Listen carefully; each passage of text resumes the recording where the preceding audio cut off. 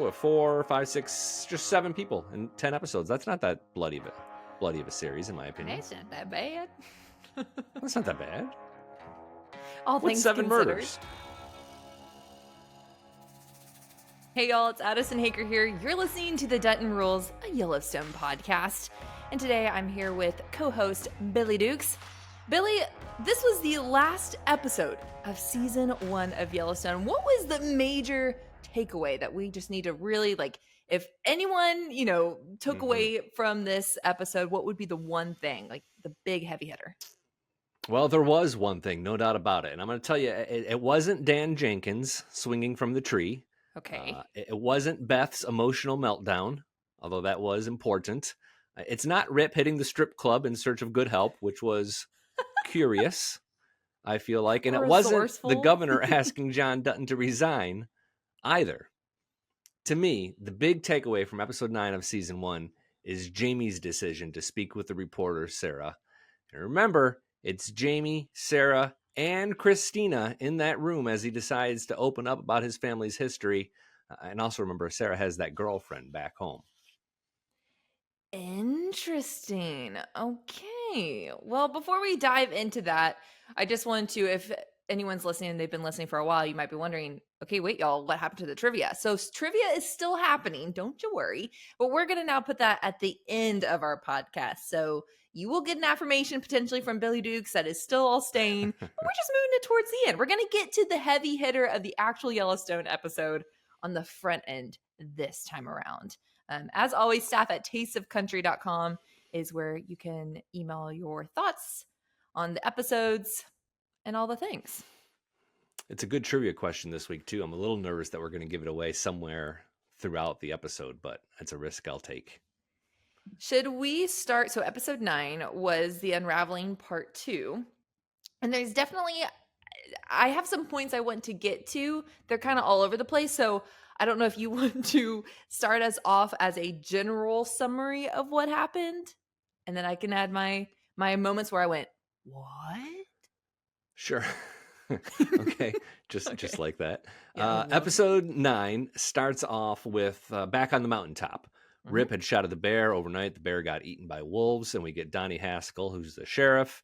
This is really his first introduction. We saw him in the previous episode as well, but John Dutton realizes that the sheriff was hiding the gun casings that would have proved Rip's innocence, and he kind of wants to know why the sheriff's doing that.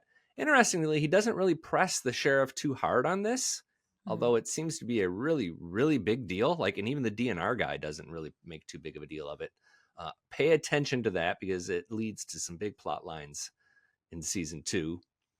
From there, we go back to the Dutton Ranch where Beth Dutton's assistant Jamie is vomiting off the porch after his night with Dan Jenkins' wife, which was kind of amusing.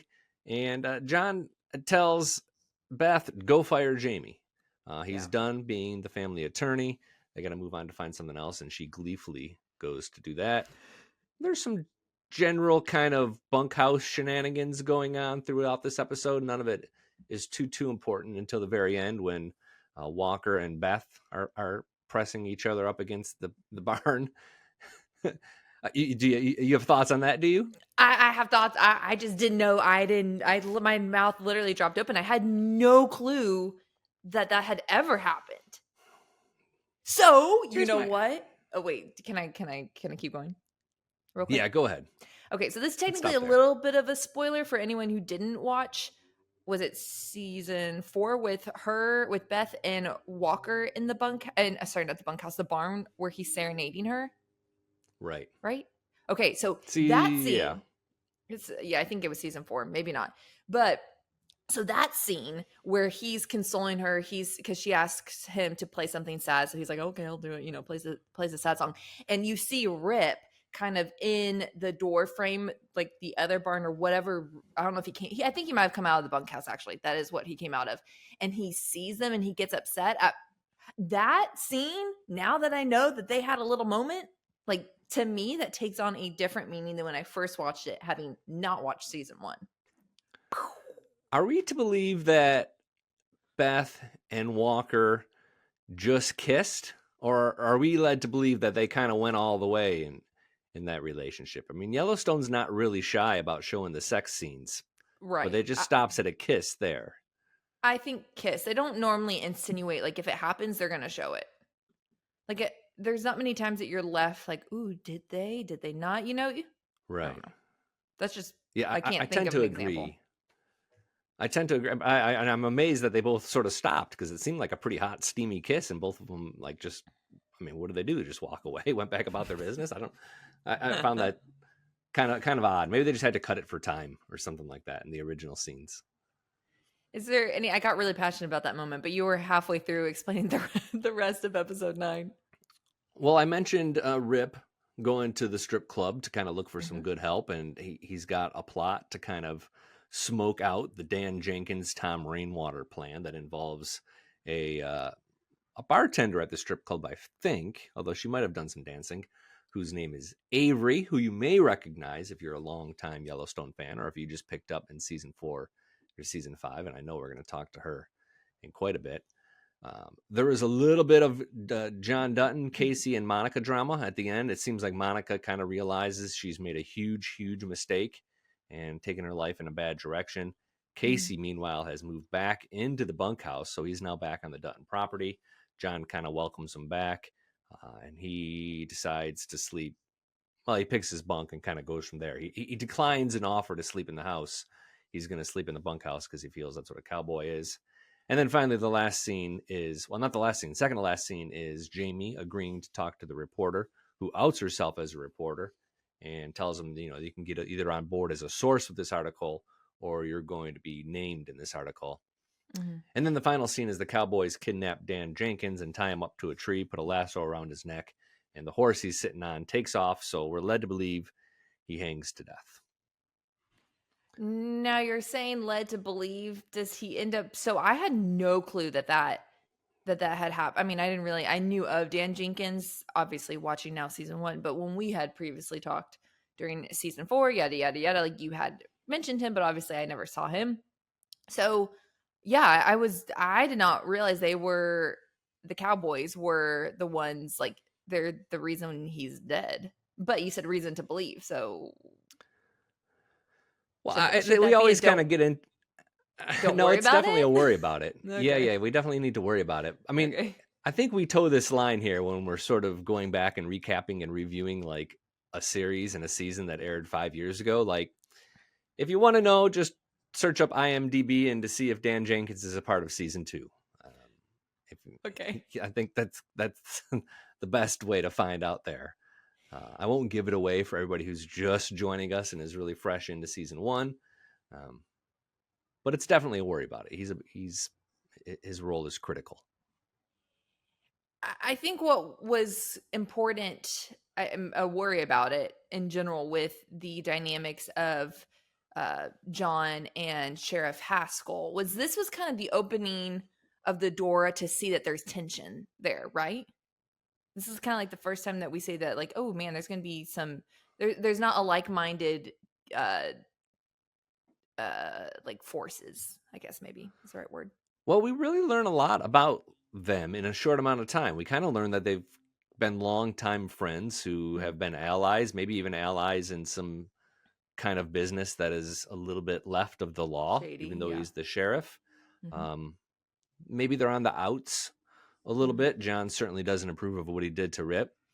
And the relationship, I mean, it has its ups and downs from here, I think. I mean, Sheriff Haskell sticks around for several seasons, and they do work together in some really important ways, even in the coming season or two. But they also have moments where there's some friction, and the sheriff's job as a lawman butts heads with John's seeming willingness to go around the law in any way that benefits him. So it's kind of a curious relationship, but I think at the bottom of it, at the heart of it, I think they are friends. Interesting. I don't like I don't think I would have necessarily gotten that from that episode, but Well, interesting. no, but I mean, think ahead to what we see in how, and from season 4 or season 5, and the Yeah. sheriff's kind of final scene on the series. Like that was a really a sort of a tender scene, and you felt for John Dutton Mhm. in that case. Mhm. So that's why I sort of say that there must have been a friendship history. The past 2 episodes are definitely episodes where I touched on it last episode, the last podcast episode, that I really understand and see how Jamie like has this now kind of resentment, like why the relationship come season 4, season 5 is the way and the reason that it is. I mean, the fact that John literally in this episode said the only thing we have in common is our last name. If my parent or even sibling told me that, ooh, I mean that is a very like damaging statement. Yeah. And yeah. Are you satisfied with the amount that we know of their backstory that sort of is sort of supposed to meant to justify where they're at now? I mean, right now they're at this breaking point where the relationship is unrepairable. And we've seen a little bit from the backstory that sort of explains it, but most of it has just been from the past several weeks within the Yellowstone. Like, are you satisfied with how they sort of explain that out to us at this point?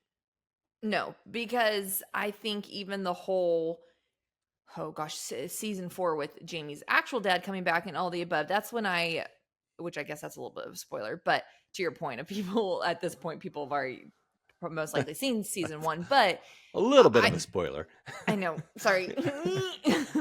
I mean, not sorry, but yeah, anyways. If you, I don't even know if I can continue that. No, I can. I learned more in later seasons than I do in season 1. Like, I feel the knowledge I already had suffices what they're giving me now because I already knew. But if I was coming in brand new, I don't think I have enough to go off of like the understanding of why it ends up being the way it is. Yeah, the things that come next seem to be a byproduct of how we've gotten to the point we're at right now. It doesn't seem to necessarily be an extension of this sort of years or decade long sort of battle of trust and loyalty. It seems like Jamie has been really loyal to the family in his way, and John has been really selfish in his own ways.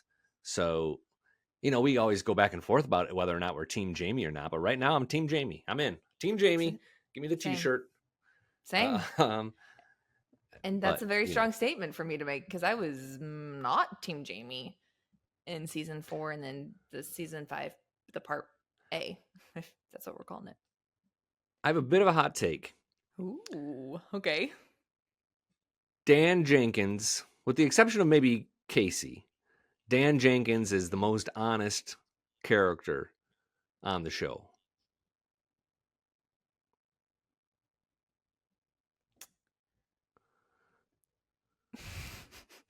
You'll probably have to Not edit sure out if my you long agree. silence.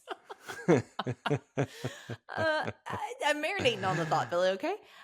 I mean, yeah, I guess in the sense of like we know exactly where he's at. I mean, shady and all, like wrong and all. I mean, we do know where he's at. I just don't think he's a bad guy. He's a villain, but he's not a bad guy. Like, the Duttons are kind of the bad guys. They're the ones running way outside the confines of the law and with murder and all sorts of stuff. Dan Jenkins is just kind of trying to build his development, and you might not like what he stands for or who he is, but like he's kind of just trying to be a businessman in America. Yeah, he hasn't killed anyone yet that I know of. Yeah, no. No, he hasn't. There wasn't. And another thing I noticed about Yellowstone is there's surprisingly few deaths in season 1 of Yellowstone. We have this in mind, like it's this murderous show where like people are dying all the time. I added it up. I did a whole thing where I did a body count of season 1 of Yellowstone. Let me see what I can find here. Yellowstone total kills. Casey has killed 4 people. Rip has killed 2 people. And Lloyd killed Fred. So 7. That's all we have in season 1. Now, we do have the 2 tourists who die. So I guess you got to throw those in there, but they weren't murdered. They were more just a result of an accident. But 4, 5, 6, just 7 people in 10 episodes. That's not that bloody of a series, in my opinion. That's not that bad. That's not that bad. All What's things 7 considered. murders? No, well, yeah, that's nothing. Billy's got 10. No, I'm just kidding. Yeah, I mean, who hasn't killed 7 people by this point in their lives? you know? Oh gosh, I don't know. I think this is turning the wrong direction. Back on not to completely subject change, but let's just talk about the fact that this episode I learned that changing a horse's barn name is a bad thing. I didn't know that either. Do you think they made that superstition up? I don't know. Just That's to mess never with been a Jamie? thought but it's kind of like, is it bad to change, like, let's say I rescued a puppy and its name is whatever, George. And I decide, no, you look more like a Garth, like if I'm going with the country theme here. Is that bad? No, No. because shelters do it all the time. We rescued our dog from an animal, a golden retriever rescue, and they had changed her name from Sophie to Cricket because they can only have one name, like one name per Yeah. dog ever in Yeah. their system. And then we pretty quickly changed it from Cricket to Daisy. Oh. And we have not yet been smote. No bad luck or anything like that? No, I don't think so. Yeah, interesting. Staff at tasteofcountry.com. If you have just, grown up in the horse world or in the horse world now, whether that be ranching or even like equestrian, I would love to know, is it a superstition that it's bad? I guess we're talking about to change the name of your horse. If you received it as a certain name, were you going to add something to that? Nope. I was Okay. going to ask if we could talk about Avery now. Well, one thing I want to talk about before we get to Avery, because there was a moment, it's a very small moment. I just want to touch on it because I think it's a big deal.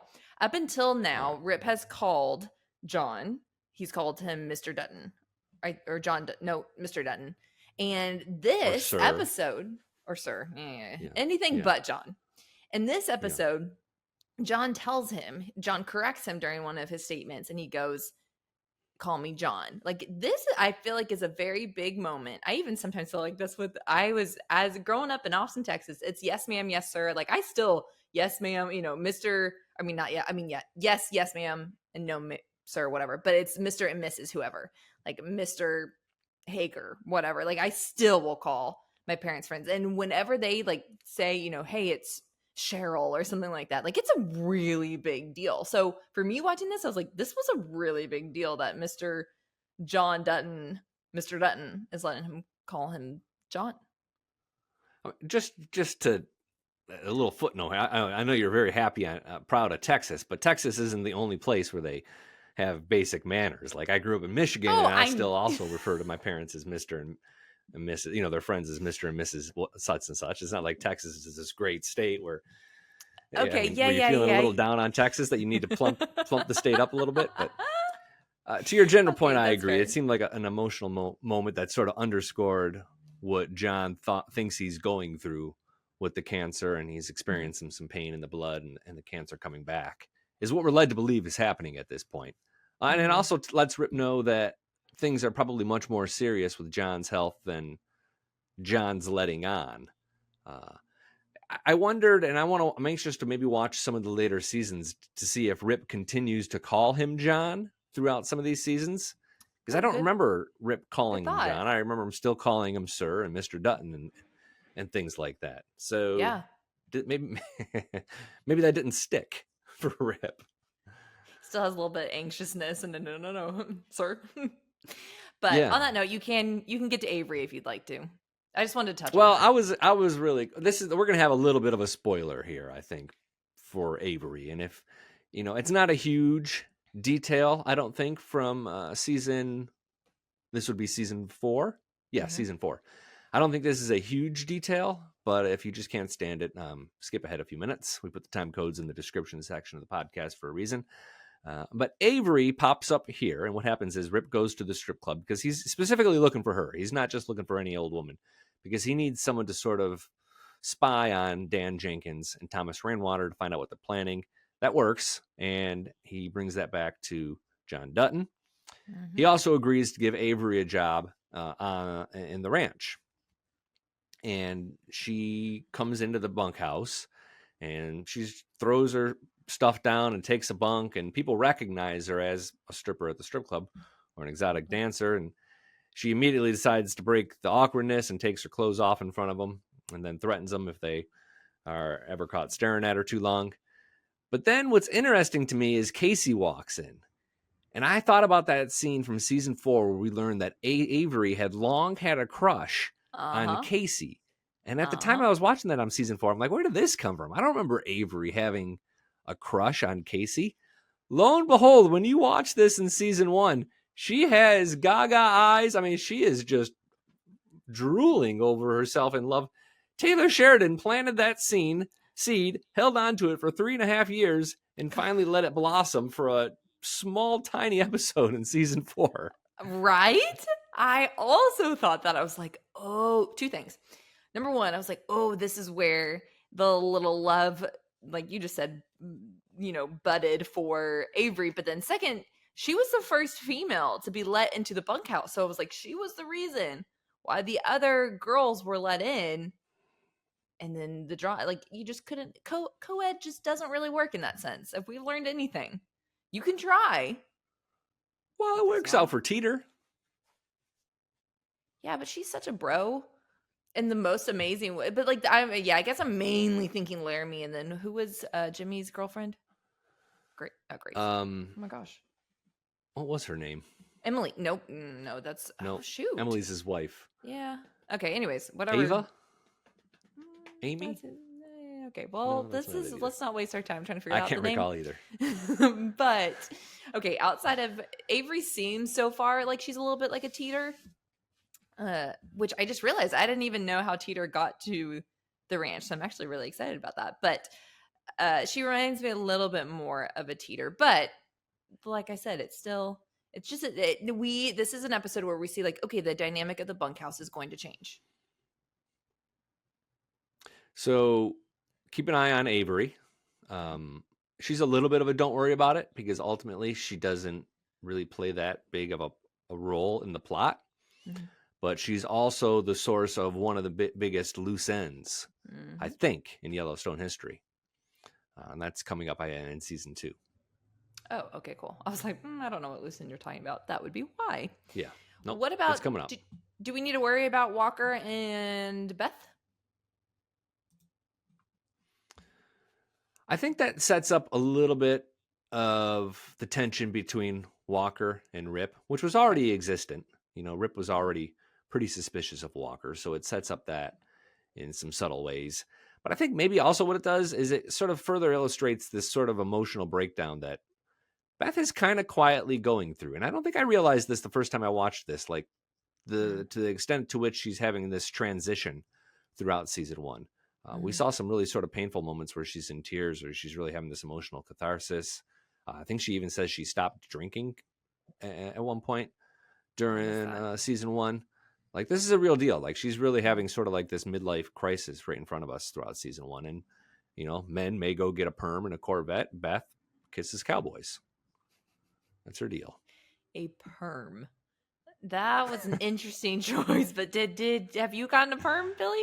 Is this like coming? No, from not personal? me myself, but I think that was maybe a popular thing in like the 80s of men who were like 40 years old. I remember my dad had a friend that got a perm and a Corvette, actually. Okay. and then a divorce. Oh no. Oh no. Oh gosh. Yeah. Well, on that note, Billy, what else from episode 9? I feel like I've expressed my most noteworthy ones. Were there any noteworthy moments for you? Also, I realized that whole sentence I did not breathe. Well, we should mention briefly that about Casey moving back into the bunkhouse. We talked about that, but Monica's sort of realization that she has made a poor decision. Grandpa Felix wheels her back to his house. Tate immediately starts breaking down along the fence line. Her mother gets wheeled out, and she's obviously something of a vegetable and not totally with it. Totally. Monica realizes that her life is taken a turn for the worse, and I'm led to believe that she's going to go looking for Casey once again, to some degree, coming forward. I am too. I think that's all I have in terms of that.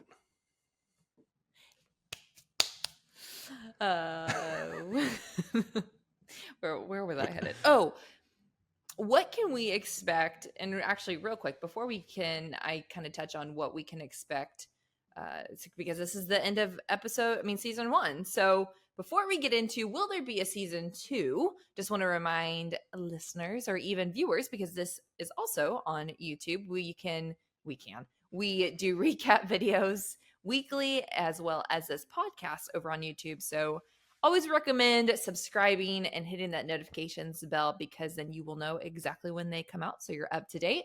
But also, as always, we greatly appreciate all the ratings and reviews on Spotify and Apple Podcasts. We definitely look at those and they help. So also share it with a friend. I'm a big share to people who might be interested.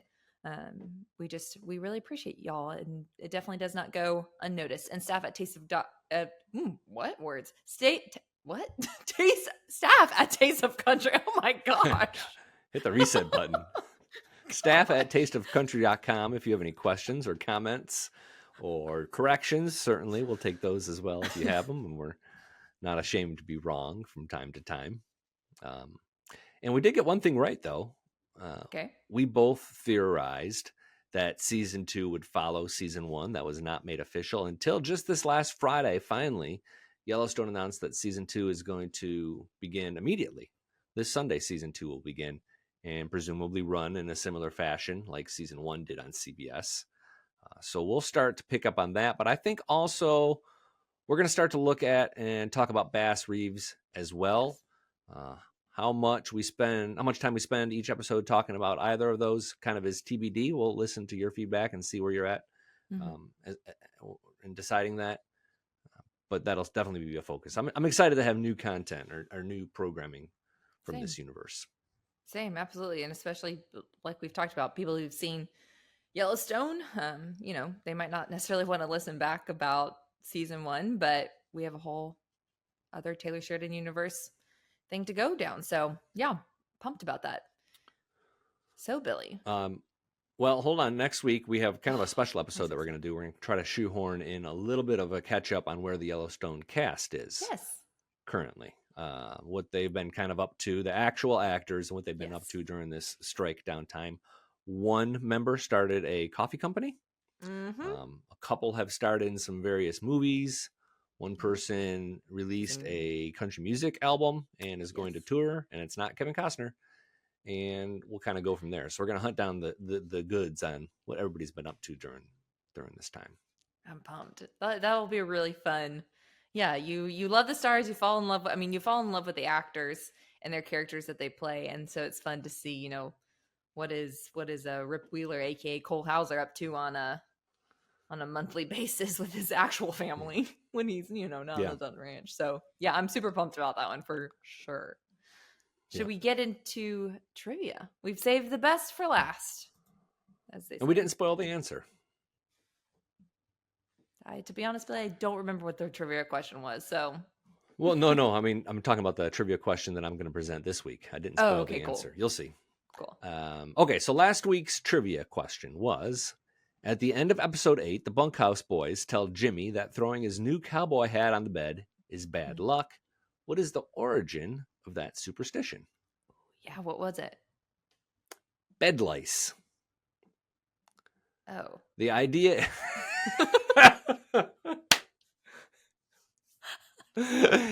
you couldn't have gone from 60 to 0 any quicker. It was such a boo! I was expecting something different. All right, well, don't get me wrong, cool, but... Well, not bed lice. I guess hair lice is more accurate, but the idea that the lice in your hat might get on your bed. Although, now that I think about it, so would just lying your head on the pillow. But that's what the internet told me, so we're going to go with it. Also, if you have lice, there's a whole different issue that we need to be taking care of. Yeah, it's going to get out. I've never had, knock on wood, I've never had lice, but you have to infumigate literally everything. So, I'm sorry, that theory has some holes in it. That's bed bugs. No, lice as well. No, you just pick it off that person and anywhere else it gets. Baloney. I called... No. Unless you've had... You don't have to call the fumigation service just because of head lice. No. I'm not saying call the fumigation services, but what I'm saying is you have to trash bag all the bedding and all that kind of stuff. I thought. No, that's bed bugs. Okay, You can do that with bed bugs. Staff at tasteofcountry.com if you want to fight with us. No, I'm just... All right, if you want to jump in on that. I'm just kidding. Wait, who won? All right, this that to week's. be said. Oh, I forgot about that. That's the most important part. Yeah, Congratulations from John. John, living in Indiana. No, he didn't give a last name. John knew that, or at least he Googled the same thing as I did. Congratulations, John, on your fast Googling skills or your knowledge of either head lice or cowboy hats or horses. You are the big winner. Today is going to be, you are a pillar of your community, John. Your family, friends, and neighbors will follow you as you lead them through your own personal or bureaucratic battle.